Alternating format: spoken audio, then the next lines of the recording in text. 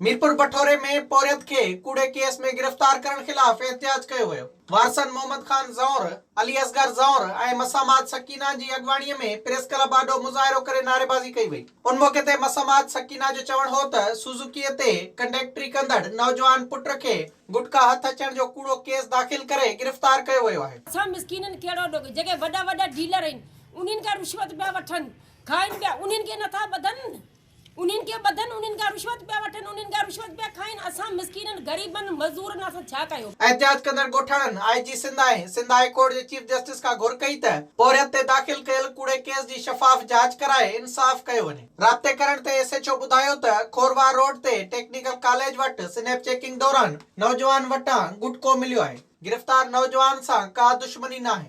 Visit कयो अवामी आवाज़ मीडिया ग्रुप जी वेबसाइट awamiawaz.pk।